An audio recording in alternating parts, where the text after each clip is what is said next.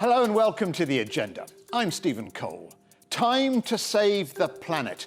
With more than 1 million species facing extinction this week, I'll be asking Marco Lambertini, who's Director General of the WWF International, just what can really be done to prevent the destruction of planet Earth.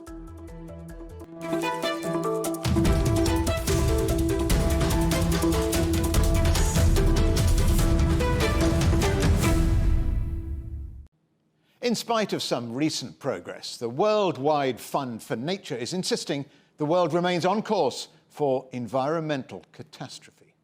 As forests, coral reefs and wetlands are destroyed and greenhouse gases are still pumped into the atmosphere, more than 1 million species are now at risk of extinction. So just what, if anything, can really be done to save the planet? Joining me now from Davos is Marco Lambertini, the Director General of WWF International.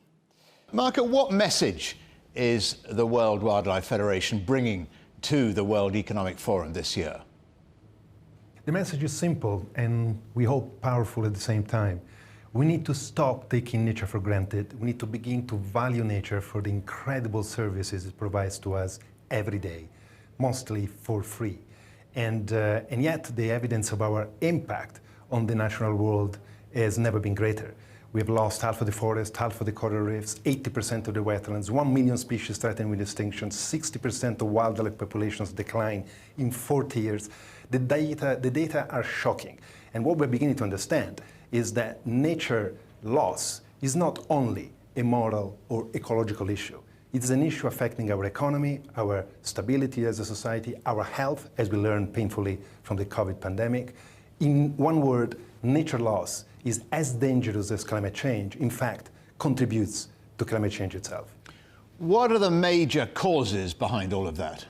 Something that people most often don't connect is what we eat, what we put on our plate, on our table, and the environmental impact of that food. And so 80% of the deforestation today is driven by agriculture, both in terms of producing feed for animals or expansion of fields for crops around the world. Climate change is coming in as a rising threat by altering ecological systems, warming the ocean, provoking wildfires in forests around the whole world. And then there is unsustainable fishing, unsustainable hunting in many regions of the world. And finally, there is the whole economic sector related to financial investment, which is still, both at the public level and private level, generating a lot of subsidies, trillions of dollars per year, supporting the wrong economic development. Still supporting fossil fuels in generating climate change, and still supporting unsustainable agriculture, unsustainable fishing, unsustainable and destructive infrastructures. We can and we have to transition to a way to develop economically, respecting nature. It is possible, and also it's absolutely necessary if we want to avoid even more problems for ourselves in the future. And according to the WWF, at least 1 million species are now threatened with extinction because of the reasons you've just given.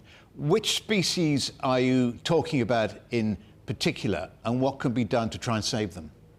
Well, first of all, when we talk about species and biodiversity, everybody's mind goes to the iconic species.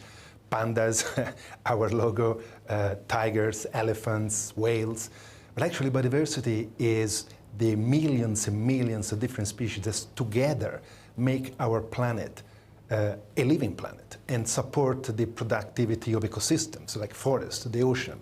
So think about biodiversity also as the pollinators, flying insects, not only bees, but also other flying insects that are pollinating 2/3 of our crops. Think about the fish in the ocean and in the river that produce food and good nutrition for billions of people. Think about the biodiversity in the soil, microbes, worms, other small creatures that make soil fertile for our crops and agriculture. So that's also biodiversity, and that's the material contribution of biodiversity to our life. What we need to do, we need to, first of all, protect more of the nature left on the planet. We are now protecting less than 8% in the ocean and less than 15% on land. We need to get to more than that, and there is a target discussed as we speak about 30%, 1/3 of the planet, ocean and land, under protection. And then we need to sustainably manage the other 70% through agriculture, which is more respectful of the environment, and through other activities like infrastructure, forestry, mining, again, that should reduce dramatically the footprint. All this is possible. It's a question of redirecting public and private investment towards, as we say, nature-positive transition, moving out from the nature-negative economy of today to a nature-positive economy of tomorrow. You talk about nature positive. You've set a target, haven't you, of 2030. That's a very ambitious target. It's just 8 years away. It is a very ambitious target, but it is a necessary target. Science is very clear. If we don't stop the destruction, the loss of ecosystems, if we don't stop the wave of extinction, we're going to really reach a tipping point in many ecosystems. Geographically, for example, the Amazon, or at the global level, for example, coral reefs that are so important for the health of the ocean. It is ambitious, but even the 1.5 degree limit to global warming for climate is very ambitious.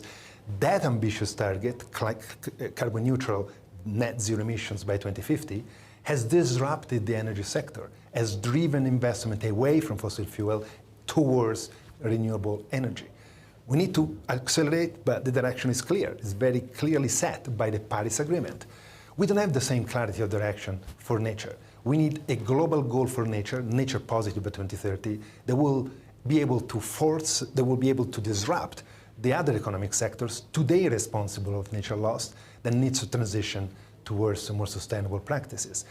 And so it is ambitious, but it's necessary. And by the way, it is possible. If it is possible, if political leadership, corporate leadership, and financial flows all align in the same direction. That's why we need a global goal for nature that unites the world, a Paris-style agreement for nature. Well, you say positive, climate-smart growth, quote some lovely sort of numbers. You're also saying it could deliver $26 trillion in economic benefits by the end of the decade. With so many governments at the moment suffering from downturns in their economies, and with a large part of the world thinking about the conflict in Ukraine, how can you persuade governments to come on board with your statistics and your ambitions? So the figures you mentioned actually are coming from the Global Economic Commission on the Global Commission on Economy and Climate. So these are economists looking at on one hand, at the risks of climate change and nature loss, the risk for our society. Climate change is already costing hundreds of millions of billions per year in terms of damages due to extreme weather events, to infrastructure, to cities, of course, tragic loss of lives as well, crops affected by droughts or floods. The cost is already super significant and will go worse if we don't take action against climate change and against nature loss. And then there is the opportunity side, which is exactly what you just mentioned. For example, in the renewable energy sector, the renewable energy sector is employing far more people than the fossil fuel sector. It's a ratio of 1 to 3 on average. And so habitat restoration can employ a lot of people with very low skills in many regions of the world to restore degraded land, degraded soil, degraded forest. The whole agriculture, regenerative agriculture, agroecology and agriculture which is respectful of the environment, also employ more people, generates better options for livelihoods in many regions of the world, particularly developing countries. So there is a growing economic case driven by economists that says that our current development model has reached a tipping point. It can only go worse. We are actually affecting our capacity to generate prosperity in the future. And we're already seeing that also with crises like COVID and with the war in Ukraine. You know, when there is a crisis, you have two options. You either retreat and look inward and go back to business as usual, or you take the courage and go forward and embrace a new model of development. And that's what we want to see out of this crisis, particularly the pandemic and conflicts around the world. Well, the snag is, Marco, leaders promised greater action on climate change and nature loss, as you know, at the climate talks in November. But greenhouse gas emissions are still rising. Nobody seems to be taking any real notice. What makes you think they'll take notice of your warning this time? The reality is that we are at the beginning of a transition. We have just started a transition, probably the deepest, the biggest, most complex transition in humanity's history. A transition from a very established a model of development, particularly fueled by fossil fuels, down to a model development that is considering the consequences this is having on the stability of the planet, on which ultimately we all depend. So it is a complex transition, and we're not yet at the point where we are seeing the impact of that transition, positive impact of that transition. But that doesn't mean that the world is not doing anything. But the direction is clear, the movement is in the right direction, we just have to accelerate and not to be tempted to go back for whatever reason. COVID, the war, we need to go ahead, cannot be derailed. You talk about acceleration, but with so much global economic instability, it's very hard to persuade a lot of countries to give up their fossil fuels because you're looking ahead, maybe 10, 15, 20 years, but those countries are still using increasing amounts of coal and fossil fuels, aren't they? Well, the reality is that the technology and the economics around the renewable energy are already making a very compelling case for moving away from fossil fuel. I don't think anybody is in any doubt there is a compelling case. That's certain. But with the cost of living soaring around the world and economic instability, I want to come back to the economics because that's really what drives governments, because they are responsible to their voters. And with so much instability, people want to go green. I mean, only a fool would not want to go green. But the simple fact is that governments have to feed their people, and they have to have sustainable food supplies, and they have to have power for their homes. Absolutely, but the question is how you guarantee that, and not just in the short term, but also in the long term. And some of the actions that we may take now in responding wrongly to a pressure or a crisis like the one we are facing today can actually have huge consequences for the years to come. And so this is where political leadership, corporate leadership, and actually consumer choices as well are going to play a key role. Look at the rise of fossil fuel cost price around the world. This is bringing some local economies, in particular developing economies, on their knees right now. And yet, companies like Shell announced in the last 3 months a tripling of their profits. So, I think we need political leadership here. We need political leadership to say, this is not the model that we need to continue to embrace, and put in place regulation, caps, incentives, redirection of subsidies. We're still giving to the fossil fuel industry, we meaning the governments of the world, $5.6 trillion of subsidies and help every year. Imagine if those money would actually go in the direction of renewable energy. That will accelerate the transition massively. We've already seen some of that happening. We need to see more. Have you any examples of what you would call, or what I would call perhaps, a sound green political leadership that you like the look of, that is showing the way? There is a growing number of political leaders that have embraced a green agenda. 100 countries and the head of states has signed a Leaders' Pledge for Nature, for example. They have committed to halt and reverse nature loss by 2030. Of course, the Paris Agreement itself is a strong demonstration of top leadership. What, however, we need is not just the commitment to a top level strategy, plan, global goal. It's also a commitment to implementation.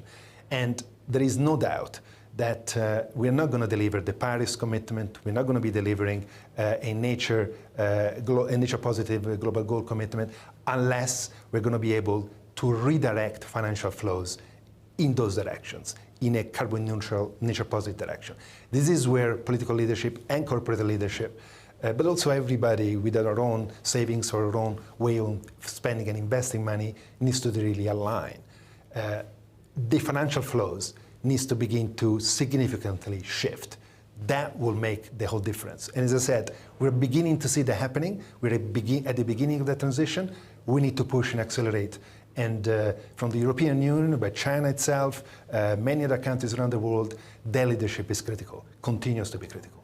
Marco Lambertini, let's pause there for the moment because we're going to take a break. But coming up afterwards on the agenda, we'll be talking about why food security and sustainable agriculture are both key to a nature-positive future.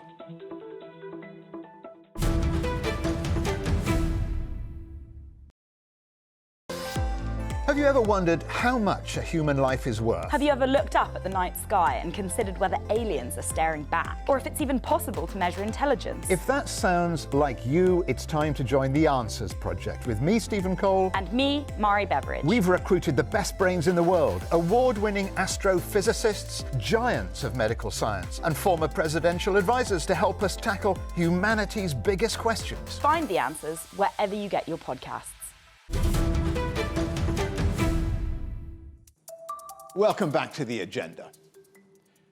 And let's continue our conversation with Marco Lambertini, who's Director General of WWF International.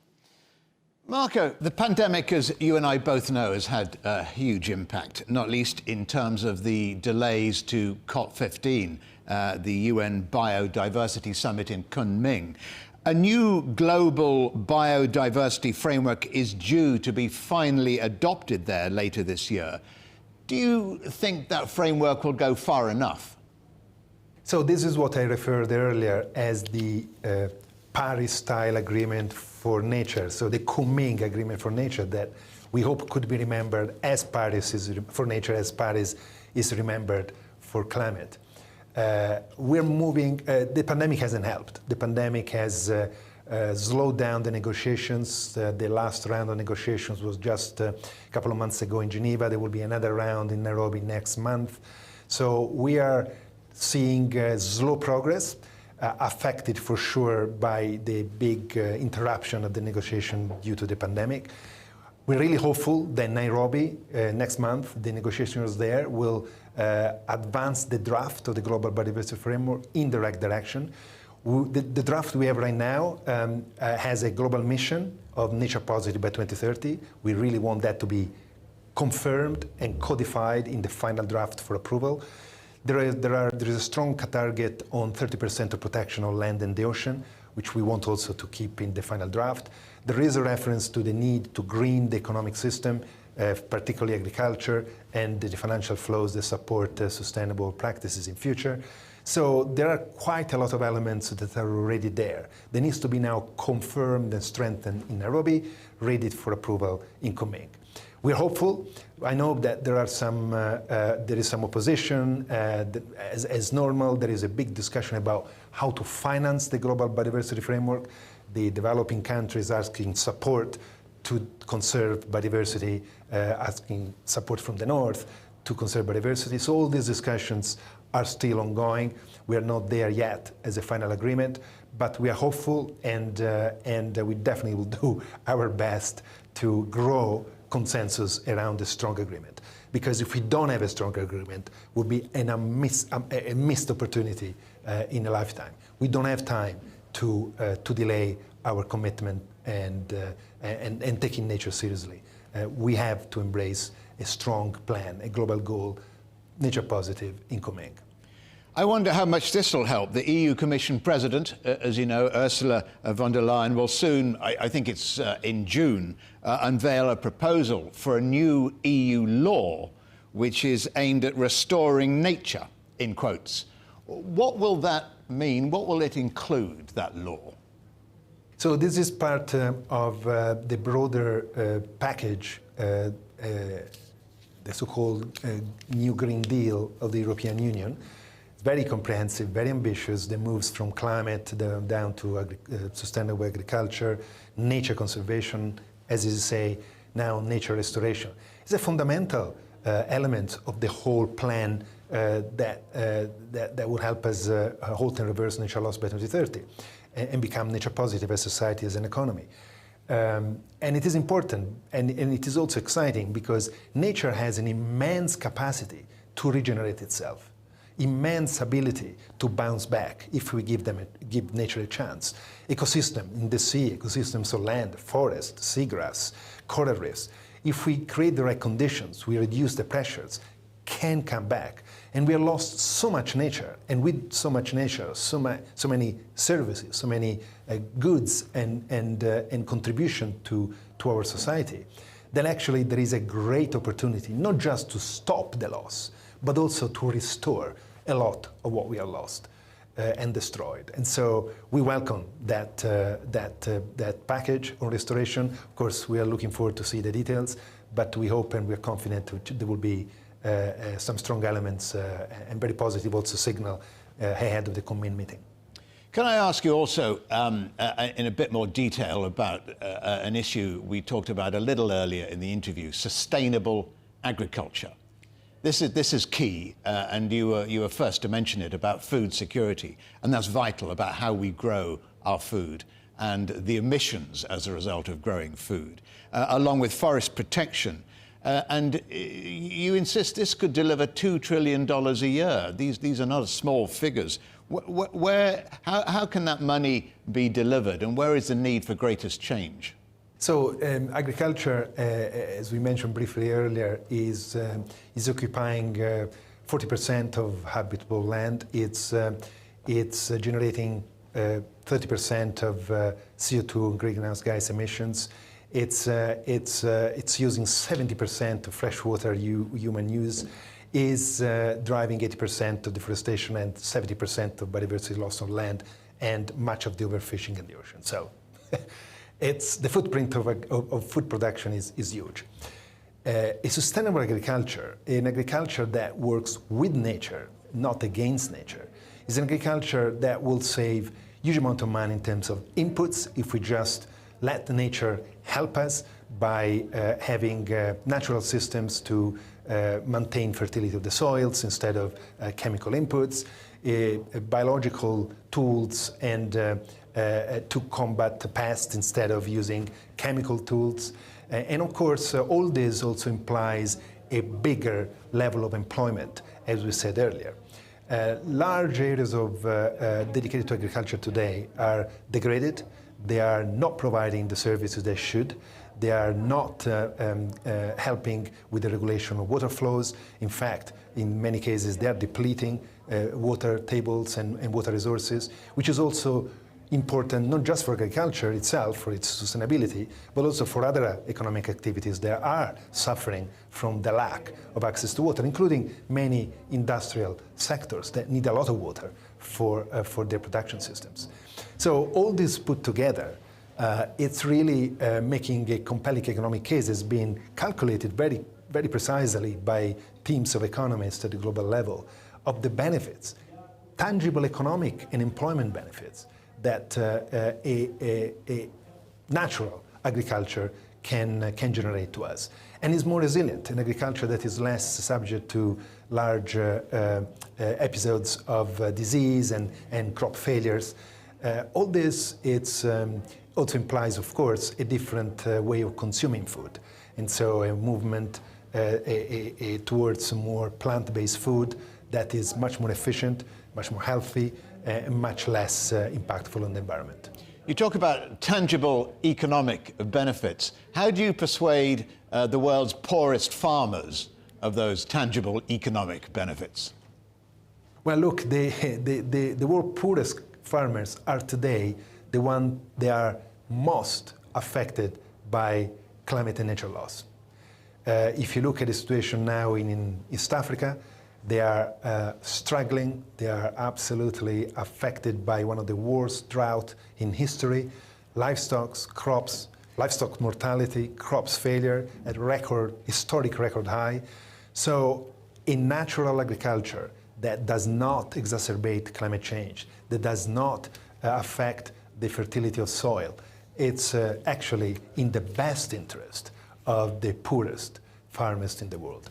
I was talking here in Davos with an inspirational faith leader, Sadhguru from India, who is very passionate about natural regenerative agriculture, agroagriculture, agroecology, agroforestry, so mixing agricultural plantations with forest to maintain a more ecological balance, have more water in the system, better soil, etc., etc.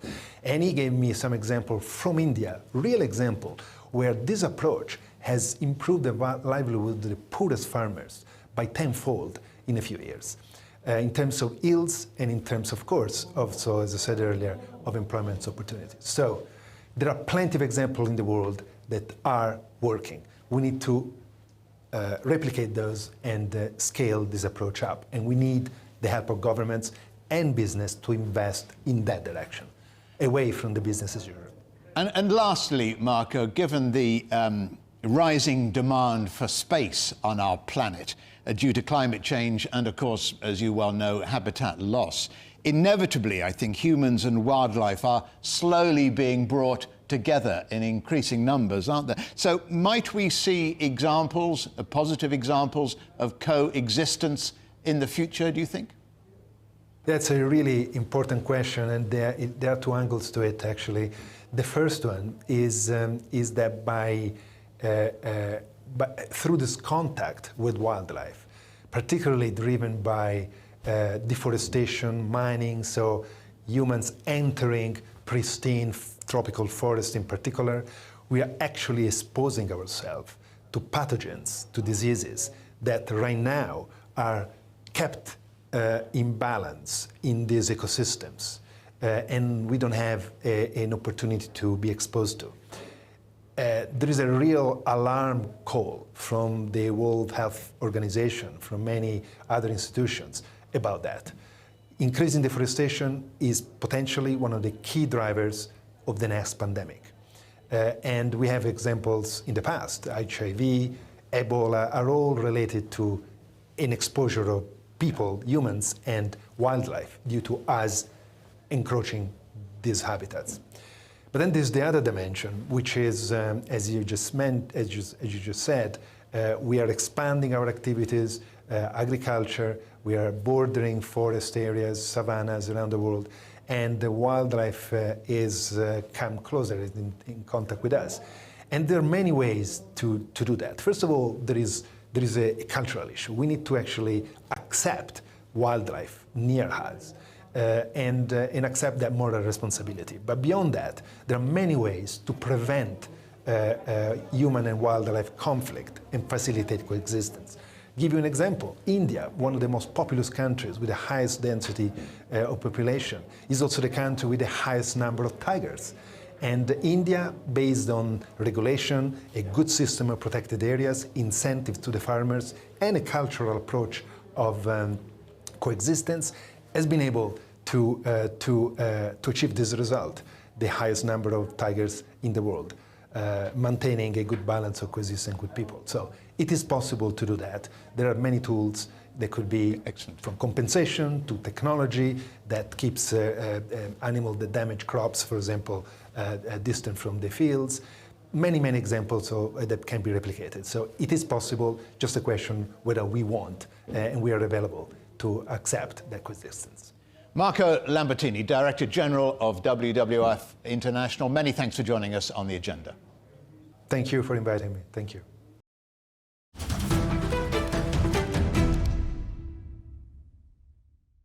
Don't forget you can watch everything from past Agenda episodes and find additional exclusive content on our website, cgtn.com/Europe, or on our YouTube channel. And of course, you can follow us on Twitter, Facebook, Instagram, @CGTN Europe. Coming up on a future agenda, the trillion-dollar question: who will be the big winners from the coming of the metaverse? But for now, from me, Stephen Cole, and all the rest of the Agenda team here in London, it's goodbye.